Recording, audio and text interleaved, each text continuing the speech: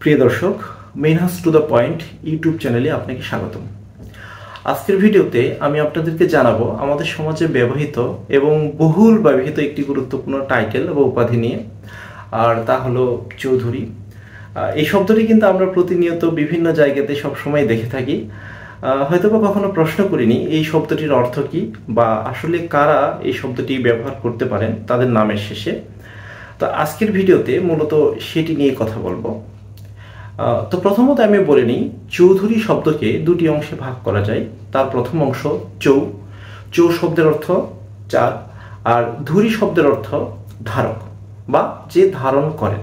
ওকে, এখন চৌধুরী শব্দের মধ্যে যে দুইটি বৈশিষ্ট্য আছে, এখান থেকে একটা জিনিস স্পষ্ট যে যারা চৌধুরী শব্দটি ইউজ করেন তারা চারটি বিশেষ ধরনের বৈশিষ্ট্য বহন করেন বা ধারণ করেন। এই চারটি বৈশিষ্ট্য সম্বন্ধে জেনে নেওয়া যায়।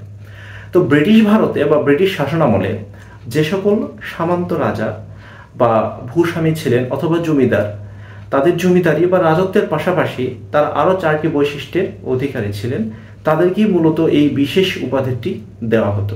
এই চারটি বৈশিষ্ট্য কি কি? প্রথম হচ্ছে, যে সকল রাজা বা জমিদারদের তাদের রাজত্ব বা জমিদারির পাশাপাশি নিজস্ব তাদের নৌবাহিনী ছিল, নিজস্ব হস্তি বাহিনী ছিল, নিজস্ব অশ্বারোহী বাহিনী ছিল এবং সর্বশেষ যাদের নিজস্ব পদাতিক বাহিনী ছিল। এই চারটি শক্তিশালী শক্তির অধিকারী যারা মূলত হতেন, তাদেরকেই মূলত চৌধুরী উপাধি দেওয়া হতো তাদের রাজত্বের পাশাপাশি। আমি আবার একবার রিপিট করি, প্রথম বৈশিষ্ট্য, এক নম্বর যেটা বৈশিষ্ট্য, তাদের নিজস্ব নৌবাহিনী থাকতে হতো যে সকল রাজা বা জমিদারদের। দ্বিতীয় বৈশিষ্ট্য, তাদের নিজস্ব হস্তি বাহিনী ছিল এবং তৃতীয় বৈশিষ্ট্য, তাদের নিজস্ব অশ্বারোহী বাহিনী ছিল এবং চার নম্বর বৈশিষ্ট্য, তাদের নিজস্ব সৈন্যবাহিনী বা পদাতিক বাহিনী ছিল।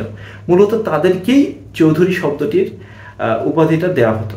ওকে, যাই হোক, আজকের ভিডিওতে হয়তো আপনাদের সামনে আমি বলতে পেরেছি বা বোঝাতে পেরেছি এই চৌধুরী শব্দের আবিধানিক অর্থ এবং তার ব্যবহার নিয়ে।